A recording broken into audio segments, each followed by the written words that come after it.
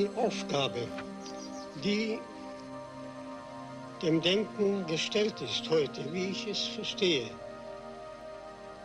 ist in einer Weise neu, dass es eine ganz neue Methode des Denkens verlangt. Dieses Denken ist in der Sache sehr viel einfacher als die Philosophie, aber im Vollzug sehr viel schwieriger und verlangt eine neue Sorgfalt der Sprache.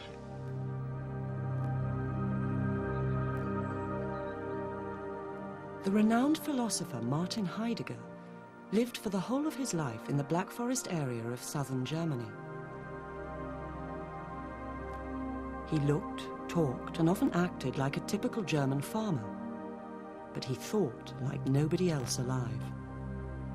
The moment one reads Heidegger, life is different afterwards.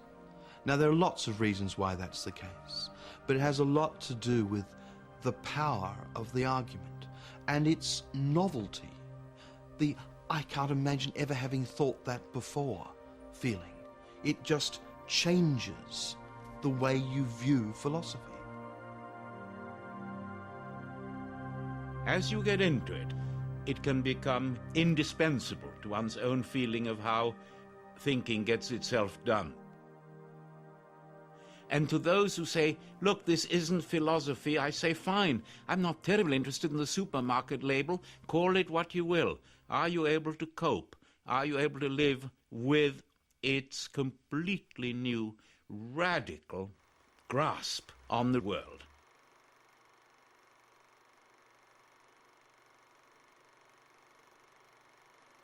More critical commentaries have been devoted to Heidegger than to any other philosopher apart from Aristotle. He is undoubtedly one of the most important figures in the history of 20th century thought. But not everyone who mentions his name today does so with approval.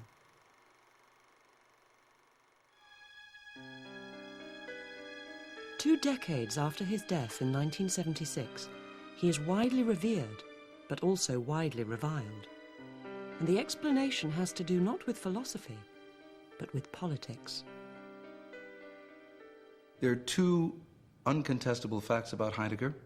One is that he was a brilliant philosopher. The other was that he was a nefarious Nazi.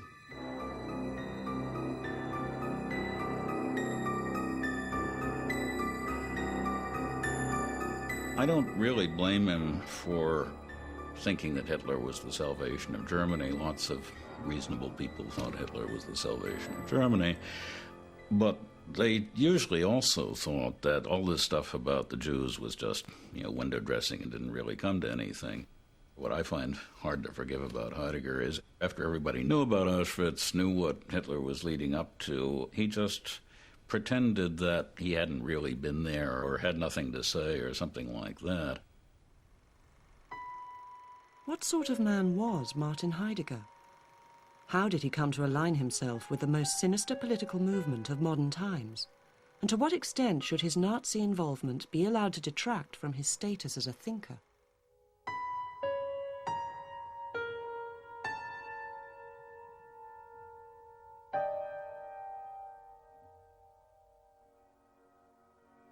Heidegger's story begins in the small town of Meßkirch, where he was born in 1889 and laid to rest 87 years later. His parents, Friedrich and Johanna Heidegger, both came from peasant stock, but the family were comparatively well off, and young Martin never went without. His father was employed as a sexton at the small town's surprisingly grand Catholic church, and religious observance played a major part in his early life. He served as an altar boy and seems to have decided before the age of 10 that he wanted to become a priest. He was small in stature as a child, but the power of his personality was apparent even then. Hans-Jorge Gadamer, a student of Heidegger's during the 1920s, discovered as much when he visited Meßkirch towards the end of that decade to find out more about his tutor's early life. 70 years later, at the age of 98, Professor Gadamer, now a world-famous philosopher in his own right, remembers the visit well. Ich fragte also einen alten Mann auf der Straße. Das sagen Sie mal, wie war denn eigentlich der Professor Heidegger? Den kannten Sie doch sicher als Kind. Den Martin? Ja, natürlich kannte ich den. Na, wie war er denn? Tja, wie soll man da sagen? Er war der Kleinste, er war der Schwächste, er war der unruhigste, unbrauchbarste von allen. Aber er hat uns alle kommandiert. Also was da so aus einer Ausstrahlung eines solchen Knaben zu spüren ist. Ich habe es dann später oft genug gemerkt, wie auch natürlich, wie schwer es ist, wenn jemand eine solche Ausstrahlungsmacht hat, sie nicht am falschen Gegenstand zu betätigen.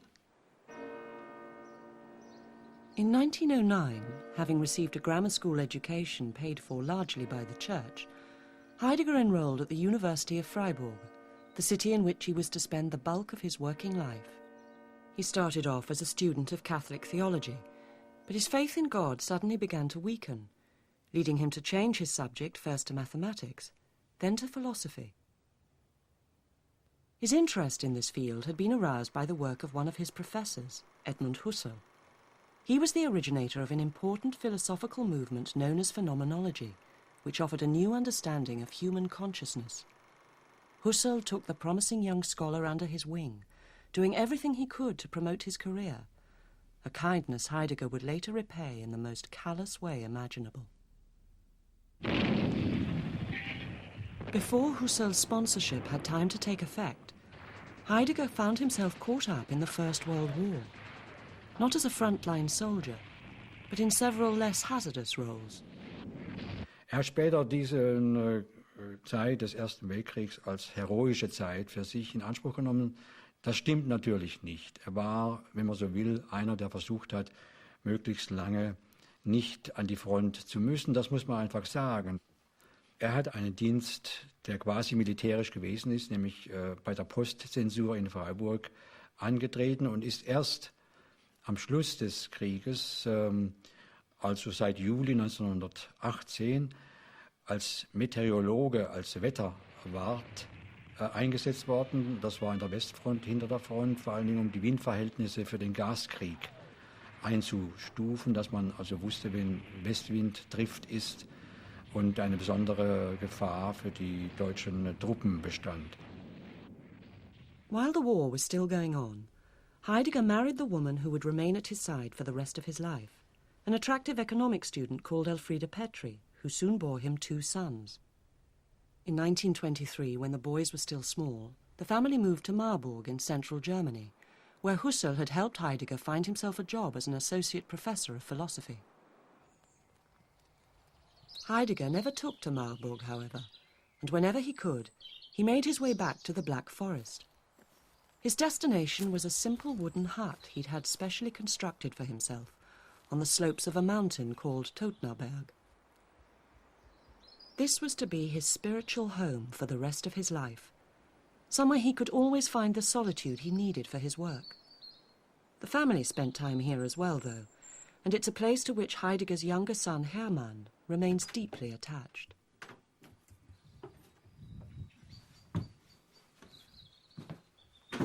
So, hier ist also unser Wohnzimmer. Da hinten ist die Küche, wo meine Mutter gekocht hat. Da hinten haben wir noch ein Bett. Wir haben alle Weihnachten hier oben gefeiert. Sind mit Rucksack und Skiern hier angekommen und haben hier das Weihnachtsfest gefeiert. So, jetzt zeige ich Ihnen noch das Studierzimmer. Das ist also das Studierzimmer, wo mein Vater viele Sachen geschrieben hat. Er konnte hier oben am besten arbeiten. Und dann saß er hier an dem Tisch und schaut auf den Stüben Vasen raus, auf den Brunnen. Der hat für meinen Vater eine besondere Bedeutnis. Wenn Sie heute hier auf der Hütte sind, Herr Heidegger, erinnert Sie das sehr an Ihren Vater? Ja, natürlich. Er lebt hier für mich noch. Und auch ich gehe sehr gerne hier rauf. Und wenn ich selber eine besonders schwierige Arbeit zu machen habe, sitze ich manchmal auch hier an diesem Schreibtisch und arbeite hier, weil das hier besonders gut geht. Todtnauberg had a profound effect on Heidegger's personality. His long stays there appear to have reinforced his sense of himself as a true son of the Black Forest, and before long he'd begun to cultivate a somewhat eccentric, rustic image. Heidegger's physique early on was a kind of invention of self.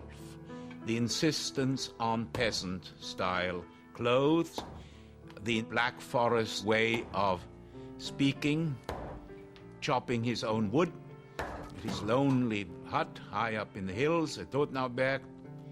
Nothing, I think, would have alerted one to the immensity of the work and of the thought. Hans-Jorger Gadamer is one of the few people outside the philosopher's immediate family to have visited him at the hut. He vividly recalls Heidegger's curious manner and appearance, but he also remembers something else. Sah mehr so ein bisschen wie so ein, naja, so halber Monteur oder sowas aus, Handwerker oder sowas. Aber die Augen, da sah ich, da war Fantasie nur in einem ganz anderen Grade, als wie etwa bei Husserl oder den anderen großen Namen, Natop, die ich so kannte. During the early 1920s, having broken decisively with the Catholic Church, Heidegger also began to distance himself from his mentor, Edmund Husserl. Whereas Husserl was intent on illuminating the innermost workings of the mind, Heidegger became convinced that what thinkers like himself should really be addressing was the ordinary person's everyday experience of the world. This conviction led him to write what is generally regarded as his masterpiece, the dense, evocative, strangely worded text known as Sein und Zeit, or to use its English title, Being and Time. This work is a tour de force of philosophical writing. One can't help in reading it to be simply amazed and astounded. It also, viewed historically, was the moment in which phenomenology, that which hitherto had been the dominant philosophical mode of thinking, was called into question, but called into question in such a radical way that it became almost impossible to go back to phenomenology and continue with it. At the heart of Being and Time, and therefore of Heidegger's philosophy as a whole, is one deceptively simple question. What is really meant by the verb to be? We all think we understand what we mean when we say that someone or something is. But do we? Or are we, as Heidegger thought, letting the familiarity of the word itself blind us to what is really the greatest mystery of all? Do we, in our time, have an answer to the question of what we really mean by the word being? Not at all. But are we nowadays even perplexed at our inability to understand the expression being? Not at all. Our aim in the following treatise is to work out the question of the meaning of being, and to do so concretely. Our provisional aim is the interpretation of time as the possible horizon for any understanding whatsoever of being.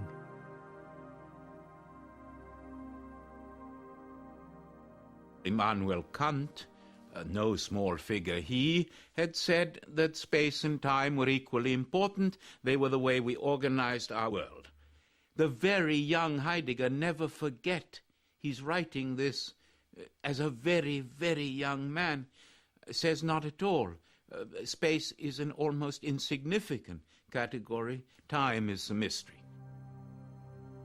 Time and human existence are inextricably linked, according to Heidegger. our being, he says, is really a process of becoming. And this key insight leads him to reject the idea that there is such a thing as a fixed human essence.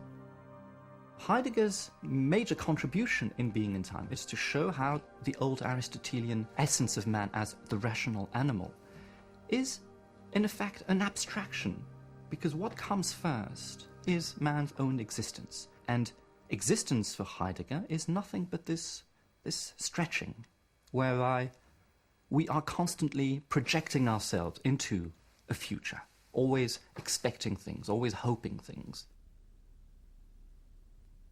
Heidegger is a man who first wanted to investigate how practical action shows that we're pulled ahead of ourselves into purposes that we're trying to fulfill, into tasks that we're working on. Think of a farmer in the Black Forest, for example, making a barrel. This is someone who has a future task that he's trying to fulfill, and he has a logic operating there that shows that the human being is actually extended ahead of himself. The ahead is where we really live, what we desire to do, what we anticipate, what we want this wood to turn out to be. People who live and work in traditional rural communities have an instinctive grasp of their own humanity, according to Heidegger. They are fully absorbed in and connected to the world. But they are also a clear minority of the human race.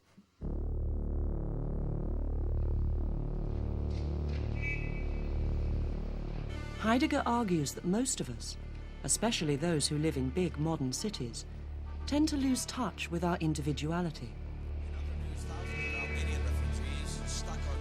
Forced to conform to patterns of mass behavior, we experience strong feelings of anxiety, he says, and end up leading what he calls inauthentic lives.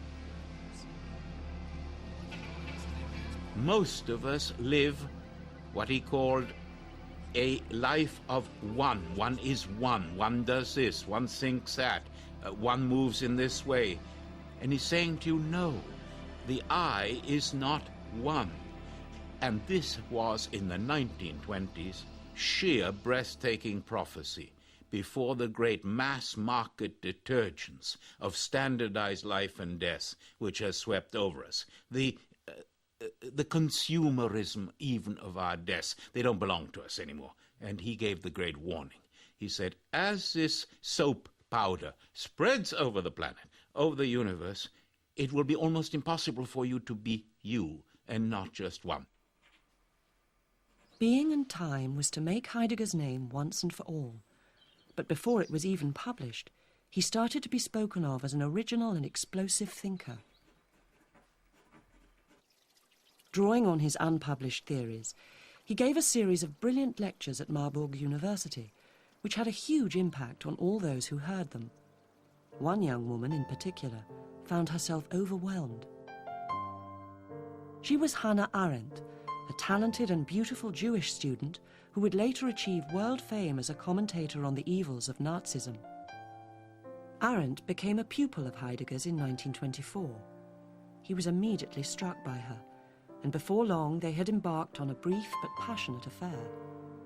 She knew that she was with a man who had a reputation in German intellectual circles for being, she sometimes later put it, a secret king of philosophy.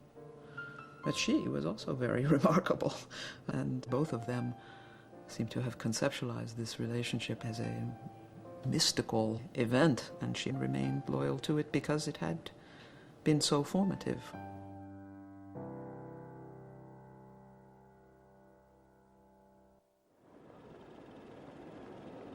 When Being and Time was finally published in 1927, shortly after his affair with Arendt came to an end, Heidegger became famous overnight. Despite its daunting complexity, the book was bought and read by educated men and women throughout Germany.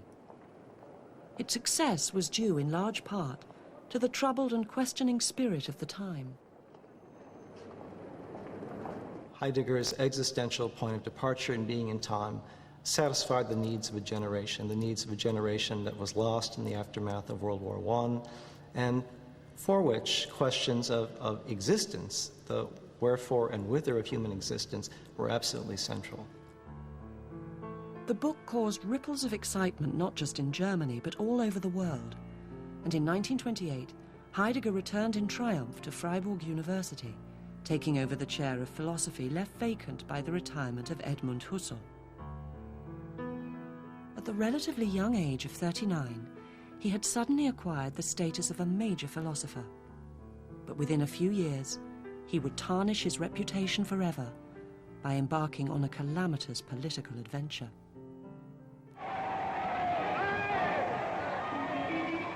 On January the 30th, 1933, Adolf Hitler became Chancellor of Germany. He immediately launched a process of restructuring designed to eliminate so-called non-Aryans from public office and clamp down on all forms of dissent. Towards the end of April, after the rector of Freiburg University had resigned in protest at these measures, Heidegger astonished almost everyone who knew him by allowing his name to be put forward in the ballot to elect a successor. He was duly elected by an almost unanimous vote of the university's governing body, although 13 of the professors who would normally have been entitled to vote were forbidden to do so because they were Jews. A week later, Heidegger delivered his inaugural address as rector to a capacity audience in the university's main hall, specially bedecked for the occasion with swastika flags. Then, on May the 1st, a symbolic date in the Nazi calendar, he officially joined the party, thereby winning the gratitude of all those who wished to see Hitler succeed. The first few months of Nazi rule were by no means a sure thing. It was still a bit of a tenuous operation, so the initial months were very important.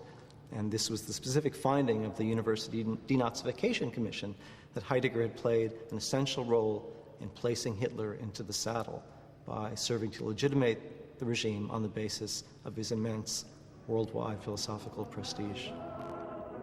Those who had known the Wizard of Meschirch during his days at Marburg University were stunned and appalled when they heard what he had done. Also ich kann jetzt brauche jetzt nicht nur von mir zu sprechen, sondern von allen seinen Schülern. Wir waren fassungslos. Wir hatten das für vollkommen unmöglich gehalten. Man legt jetzt sehr oft Wert darauf, und das ist natürlich nicht ganz falsch, wie war dieser Irrtum von ihm möglich. Das heißt also, wir damals dachten, der ist verrückt geworden.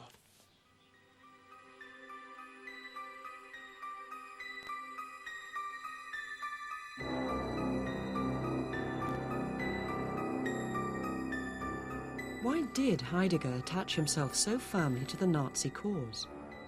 What factors other than personal ambition impelled him to act as he did?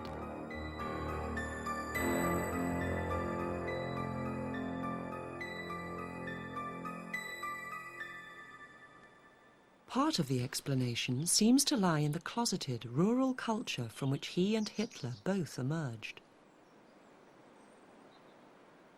Heidegger grew up a very conservative Catholic in a very conservative southwest Germany. He was a rural man, not very comfortable with urban life.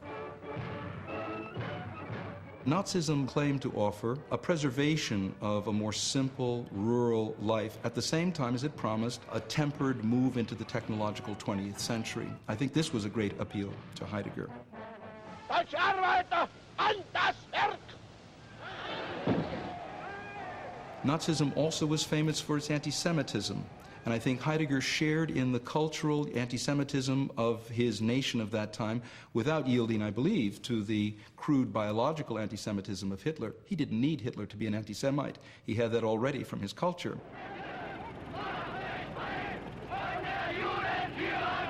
At the period of 1933, as far as I can see, Hitler did not promise the physical murderous destruction of the Jews, but an elimination of their roles in society in such a way that Heidegger would say, yes, he would agree with that.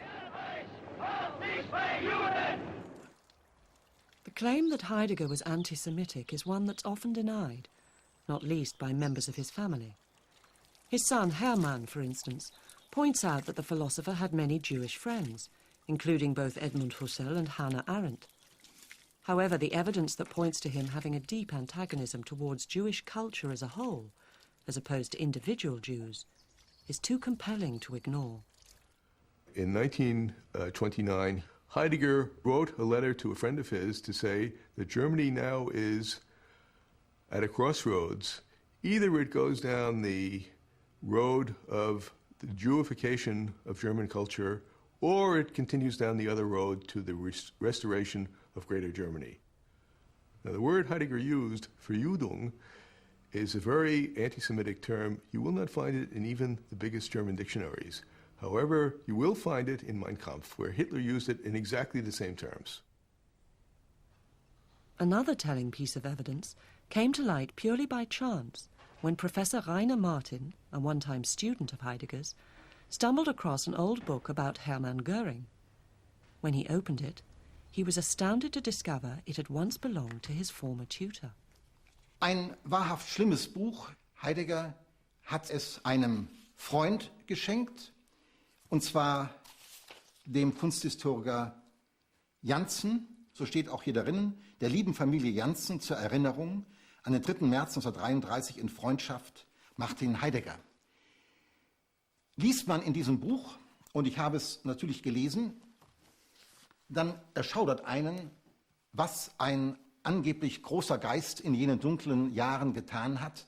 Es ist ein widerwärtiges Schreibstück von A bis Z, mit Böswilligkeiten. Auch der Untermensch fehlt nicht, den es auszumerzen gilt. Und das schenkt man einem anderen hochstehenden Geist. Und er findet das auch noch hübsch und legt bescheiden ebenfalls Unsinniges aus der Zeitung ausgeschnitten über diesen Herrn Göring mit hinein.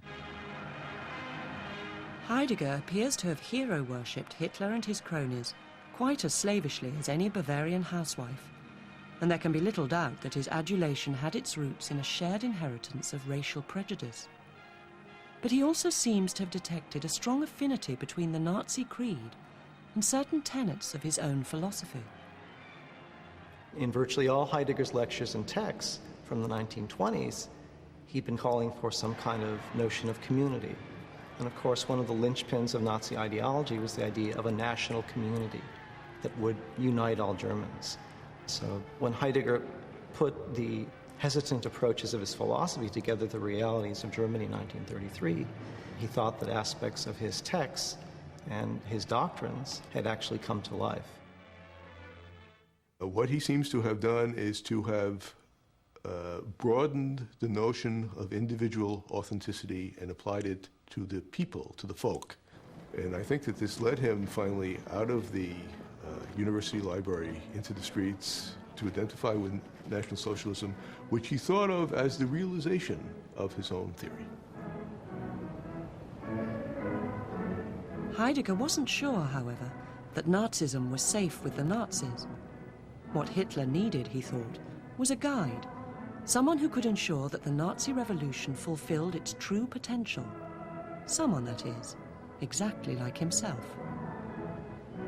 Heidegger suffered, to be sure, from megalomania. He succumbed to the delusion, and one can only call it a delusion, that he could play the role of philosopher king, following Plato's problematic precedent to Hitler and the Third Reich. He thought he could get the ear of the new regime and be the eminence grise behind Hitler or whoever was going to run the country. And he seriously believed that if you got the right philosopher in the right place, things might be different. Germany would be revitalized, Europe would be revitalized, everything might be wonderful and different. Convinced of his ability to steer the revolution in what he saw as the right direction, Heidegger became not just a Nazi, but a Nazi fanatic, someone prepared to demonstrate his devotion to the cause by the most underhand means. We now know, we didn't know until recently, that he spent a good deal of time writing the most damning letters about colleagues, ratting on them to the local police and even the Gestapo for being politically incorrect or not enthusiastic enough about the Nazi revolution or for having been pacifists during World War I. The most prominent victim of Heidegger's denunciatory campaign was Hermann Staudinger, a professor of chemistry at Freiburg, who would later be awarded the Nobel Prize. In Freiburg State Archive, Professor Hugo Ott has unearthed hard documentary evidence which shows that during 1933 and 1934, Professor Staudinger was hounded by the Gestapo purely as a result of malicious gossip passed on by Heidegger.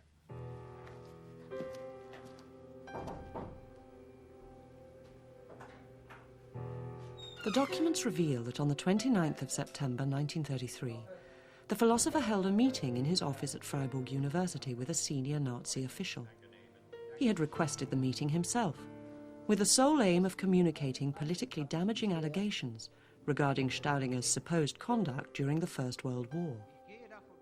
Heidegger alleged that the scientist had been both a pacifist and a spy, and that he'd handed over manufacturing secrets related to Germany's chemical weapon production to hostile foreign powers.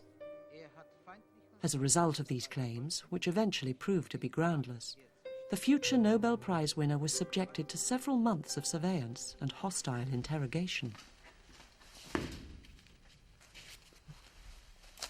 To ensure there would be no let-up in the investigation, Heidegger helpfully wrote to the Gestapo's regional commander, informing him how he thought the case should now be handled.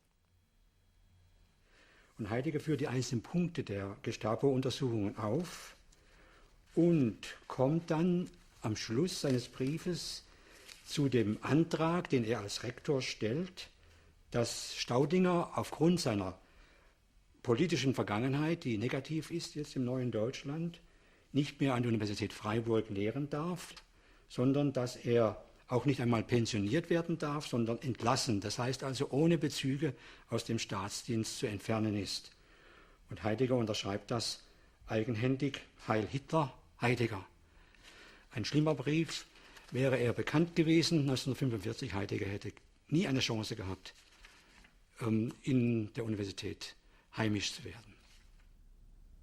Of all those who suffered at Heidegger's hands, no one had more cause to feel betrayed than Edmund Husserl, the man who did so much to launch his career. Shortly before Heidegger took over as rector, Husserl was sent a circular letter banning him from using any of Freiburg University's facilities because he was a Jew. When Heidegger took office, he could easily have rescinded this order, but he chose not to. The effect on his old master was devastating. Husserl war furchtbar getroffen, aber er war ein Philosoph, der auch eine gewisse stoische Komponente hatte, also gelassen, alles zu ertragen. Und aber er war innerlich fast zerstört, das muss man sagen. Und Husserl hat dann in verschiedenen Briefen an enge Freunde seine große Trauer zum Ausdruck gebracht über diesen Irrweg seines ehemaligen Schülers und seines gewissermaßen Sohnes, geistigen Sohnes. Stories like this are shameful enough, but many people are convinced that Heidegger bears an even greater burden of guilt. That's because of the part he played in convincing impressionable young people all over Germany to put their faith in Hitler. Professor Raymond Klibanski, an internationally respected scholar now aged 93, was an undergraduate in Heidelberg when the Nazis came to power. He's convinced that Heidegger exerted a disastrous influence on an entire generation of German students. On the 30th of June, I was there, 33, he gave a speech to all the professors and students of Heidelberg, in which he urged the audience to abandon all these humanist and Christian ideals, not to let themselves be weakened by them, and to become true National Socialists. And here Heidegger is a guilty man, in the sense that he is responsible for the allegiance of a large part of the academic youth to Hitler. In April 1934, Heidegger stood down as rector of Freiburg University.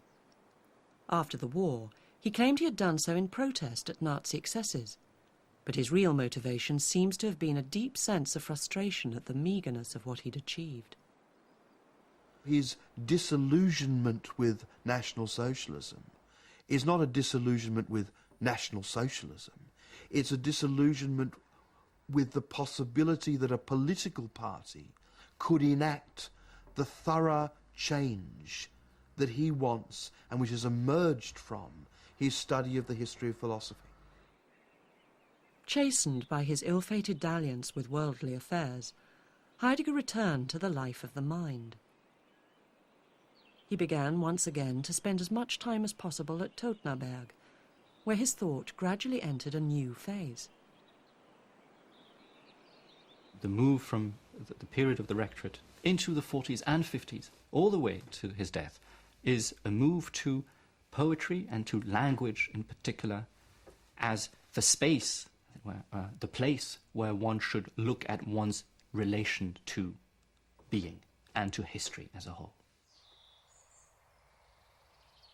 Every great poet has intuited this, but Heidegger has said it, that it is not we who speak language, but language which speaks us.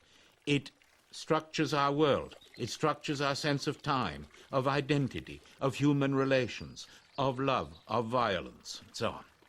And so when Foucault very, very radically and brilliantly says there is no more man, there is no more author, etc., etc., when deconstruction speaks of language as an autonomous, inward-turning game, as a dance around an infinity of possible meanings, these are footnotes to Heidegger. From the collapse of his rectorship till the end of the war, Heidegger took no further part in public affairs. But official records recently discovered in Berlin show that he remained a member of the Nazi Party until the day it ceased to exist, a fact few people realized, even at the time.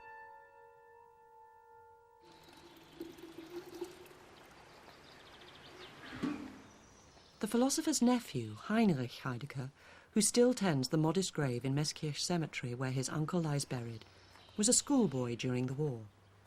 He vividly recalls the moment he first realized that his distinguished relative was a Nazi Party member.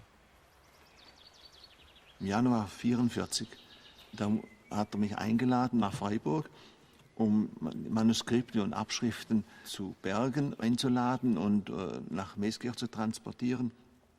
Aber interessant ist, hat mich auf den Zug begleitet in Freiburg, da musste man noch etwas warten und sagt dann, stell dir vor, jetzt müssen wir das Parteiabzeichen tragen. Dann frage ich ihn, ja, bist du in der Partei? Das war für mich wie eine Offenbarung. Ich war ein Gegner der Partei, wie die ganze Familie bei uns.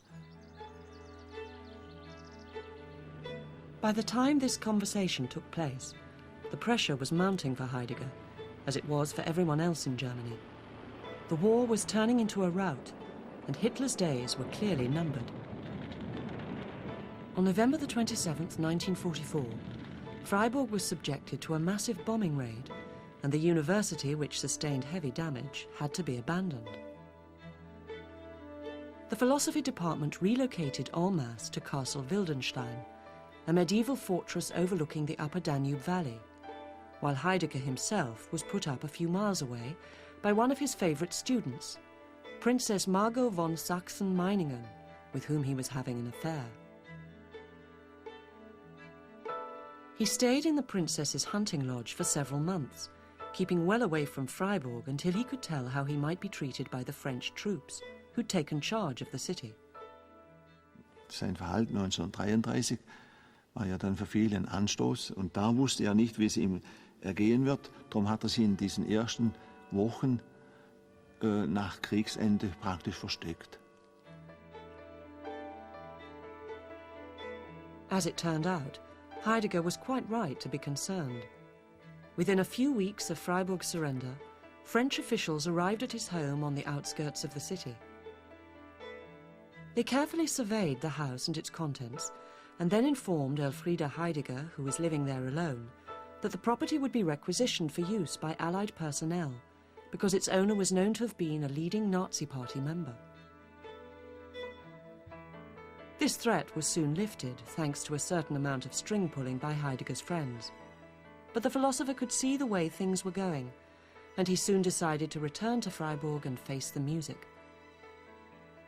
Herr Dr. Heidegger, Sie wurden am 21. April 1933 zum Rektor der Universität. He duly appeared in front of a special denazification commission, composed of members of the university faculty who'd been opposed to the Nazi regime. Stehen Sie zu dieser Aussage? Diese Fragen sind nicht fair. He was subjected to rigorous questioning, but he put up a spirited defence to all the accusations levelled at him, and the proceedings dragged on for several months without any firm conclusions emerging. Eventually, to try to resolve matters once and for all, the commission members wrote to a former colleague of Heidegger's, the respected philosopher Karl Jaspers, asking what course of action he would recommend. Jaspers replied that Heidegger's unfree and dictatorial mode of thinking meant he should be banned from teaching for 5 years, and this is precisely what the French military authorities eventually decreed. The true effect their action had on him has only recently become clear. Heidegger hat selbst ja einem Biografen gesagt, er sei zusammengebrochen im Zuge dieser ganzen Untersuchungen. Er stellt es aber in einer Weise dar, die nicht haltbar ist. Er ist in der Tat zusammengebrochen, er war suizidgefährdet, ist gerettet worden und hat dann einen mehrmonatigen Aufenthalt antreten können mit Hilfe seines väterlichen Freundes, des Erzbischofs Konrad Gröber aus Meßkirch, der ja für ihn wichtig gewesen ist von Anfang an, konnte er dort in einem Sanatorium wieder geheilt werden. Heidegger was now at his lowest ebb, and yet within a few years he would stage a remarkable recovery. Almost as soon as the war ended, he began to be cited as a key intellectual influence by several up-and-coming philosophers, most notably Jean-Paul Sartre, whose book Being and Nothingness was conceived as a companion piece to Heidegger's Being and Time.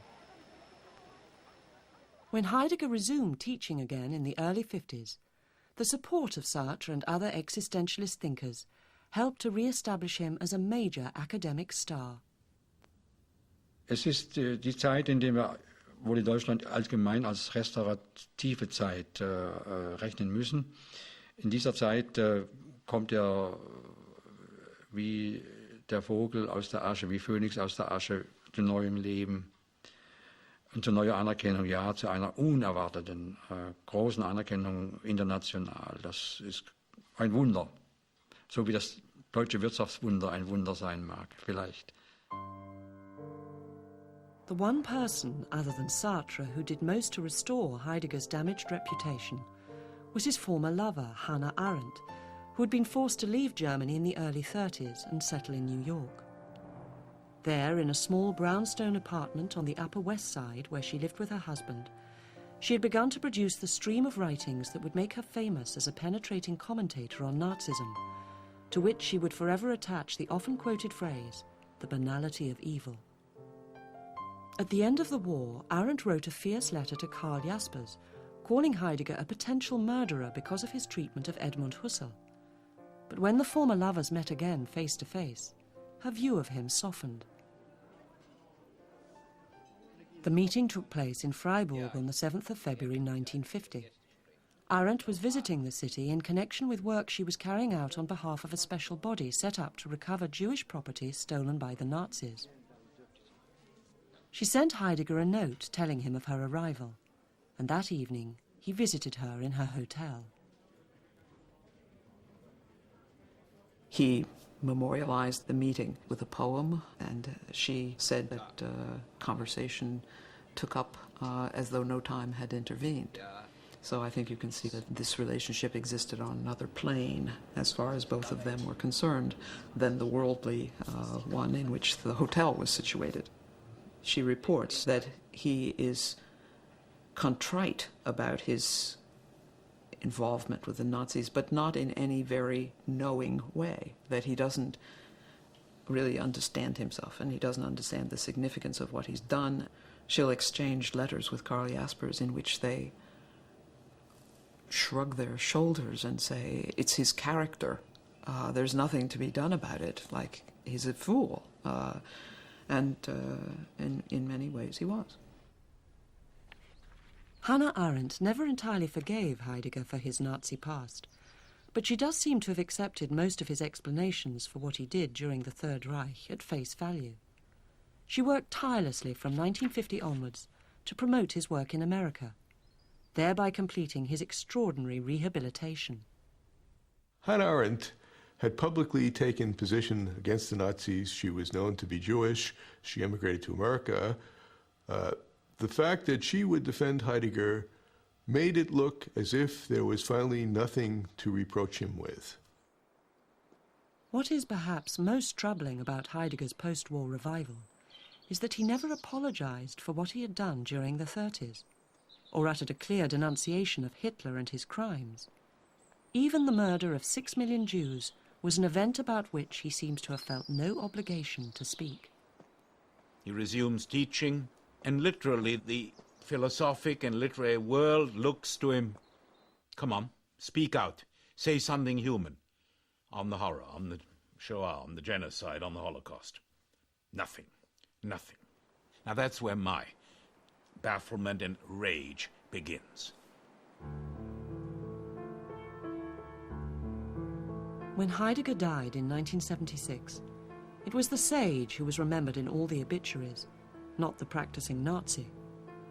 But as the full extent of his involvement with the Third Reich has come to light over the past 20 years, a painful reassessment of his place in the history of philosophy has slowly begun. It's still not clear what the verdict will finally prove to be. He may well come to be seen as the greatest thinker of our age, as his supporters predict. But it's also possible that the grave defects of his personality, his arrogance, pettiness, and lack of human feeling, will rob him of the status he thought he was destined to achieve. There are a lot of cases of bad men writing interesting books, and Heidegger is just a spectacular case of that sort. He stumbled into a situation that he didn't have the character to get himself out of, and for the rest of history he's always going to be stuck in the trap in which he mired himself.